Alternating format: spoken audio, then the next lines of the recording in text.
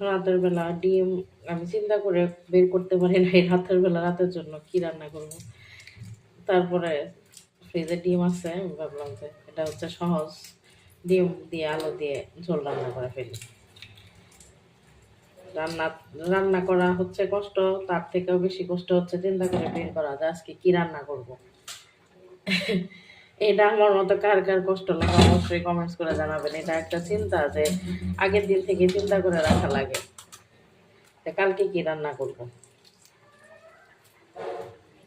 ডিম ছিলে আলু দেখি রান্না করে ফেলবো। সকালবেলা থাকলে ওরা ভাত খেলে সকালে এটার সাথে আরেকটা কিছু করে ফেলবো দেখি।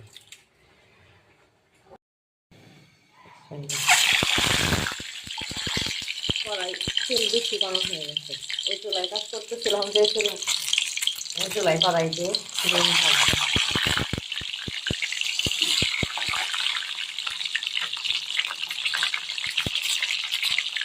হালকা একটু হলুদ দিন।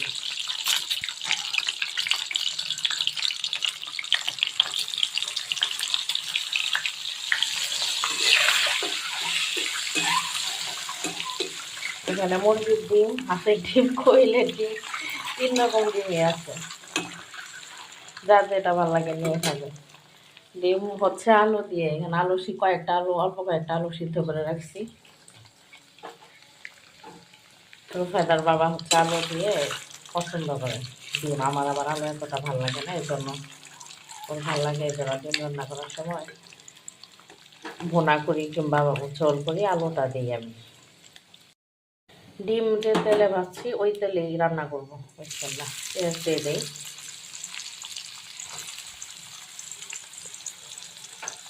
আচ্ছা একদম কমাই দিচ্ছি, নাহলে আবার বেশি গরম হয়ে গেল।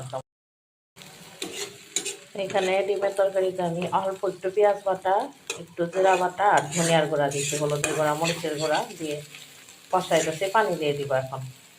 আর হচ্ছে একটু তেজপাতা দিচ্ছি, ডিমের তরকারিতে তেজপাতার ঘ্রাণটা আমার কাছে ভালো লাগে। আসলে ডিমের তরকারিতে যে কী মশলা দিতে হয় আমার মনে হয় এটা এক একজন এক এক রকম মশলা দেয়। আপনারা যদি জেনে থাকেন যে ডিমের তরকারিতে নির্দিষ্ট কী কী মশলা দিলে ভালো লাগে তাহলে অবশ্যই কমেন্টস করে জানাবেন। আমি এটা আসলে জানি না ঠিক মতো, আমি আমার আন্দাজ মতো দিই আর কি। ডিম রান্না কমপ্লিট। এখানে পরে কয়েকটা পেঁয়াজ দিয়ে দিয়েছিলাম, শেষ রান্না, চুলা বন্ধ করে নামায় ফেলি।